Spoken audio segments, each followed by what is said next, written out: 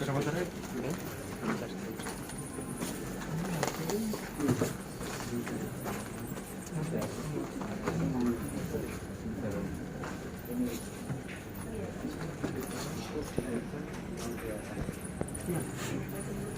betul. Baik, langsung ya. Iya. Udah. Bismillahirrahmanirrahim. Assalamualaikum warahmatullahi wabarakatuh. Izin langsung saja kami akan mempress release terkait adanya peristiwa tindak pidana pencurian yang terjadi di Krapyak, Sragen Wetan. Peristiwa itu terjadi diketahui hari Minggu tanggal 11 September sekira pukul 6.45. Jadi pada awalnya korban ini pergi meninggalkan rumah, kemudian ke Semarang, jam 7 malam pulang, kemudian langsung istirahat. Pagi harinya mengetahui ada kaca jendela rumahnya yang pecah. Kemudian rasa kecurigaan itu kemudian mengecek barang-barang perhiasannya. Ternyata barang perhiasannya yang berupa 3 buah gelang, 5 buah cincin, 2 set anteng, 2 biji anteng dewasa. Setelah dicek ternyata barang-barang itu tidak ada. Kemudian melaporkan peristiwa itu kepada Polres Sragen. Kemudian dilakukan olah TKP pagi harinya. Kemudian jam 8 malam tersangka bisa diungkap oleh Polres Sragen. Bahwa berdasarkan pengakuan tersangka, pelaku melakukan perbuatan tersebut selama kurang lebih 3 kali, yaitu pada bulan April 2022, kemudian pada bulan Mei 2002, dan yang terakhir pada tanggal 11 September 2002.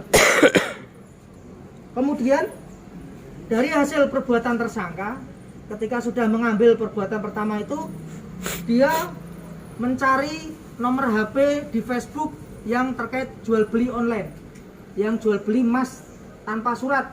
Kemudian pelaku menghubungi pembeli dan COD di wilayah Ngablak dengan nilai penjualan digunakan untuk membeli pakaian pacarnya. Ya, ini pembelian pakaian pacarnya. Kemudian yang kedua, dijual di beberapa orang dengan menggunakan Facebook juga.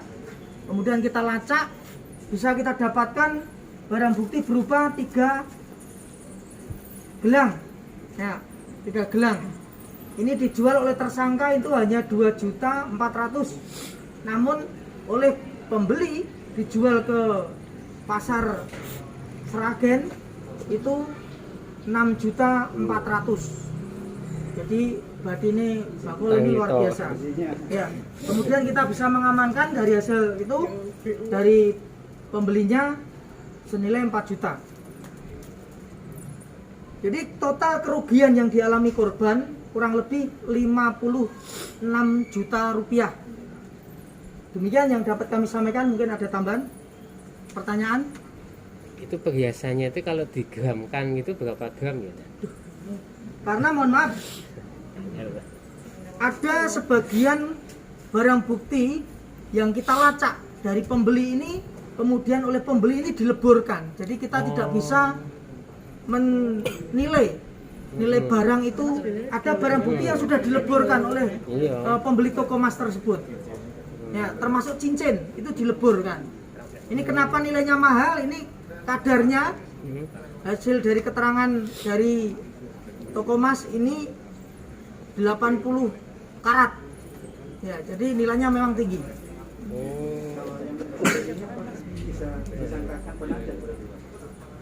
Kami akan upayakan ke pasal 480-nya. Namun demikian, karena ini kami kemarin baru melakukan pemeriksaan terhadap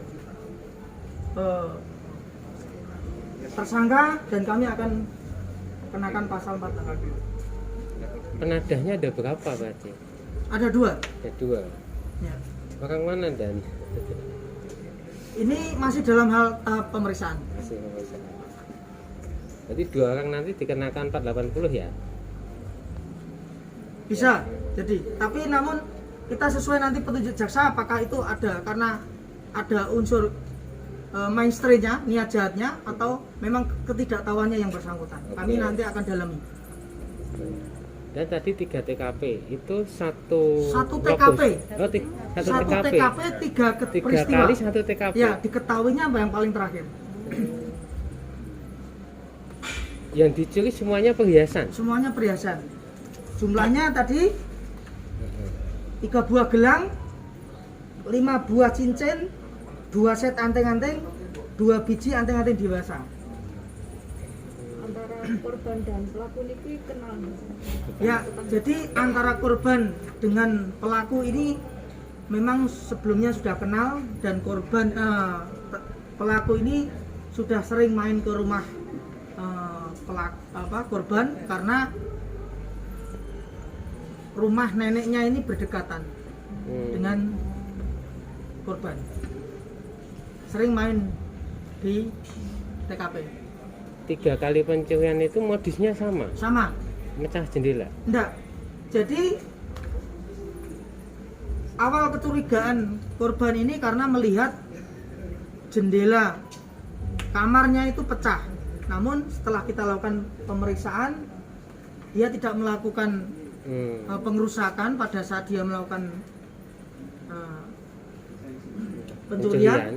Namun dia mencari kelengahan korban pada saat korban ini memang pergi keluar kota, kemudian dia masuk itu tanpa merusak pintu rumah. Semua perhiasan itu 3 kali itu totalnya segitu tadi ya? Bukan peristiwa terakhir bukan ya? Totalnya ya? ya. Oke. Dan betul ya.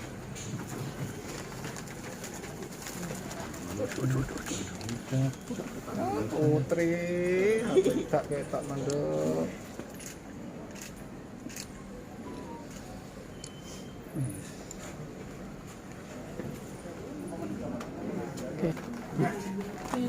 Ini korban ini juragan apa tuh Dan? Nah, korban ini enggak juragan, ini pensiunan. Oh pensiunan pegawai, PNS.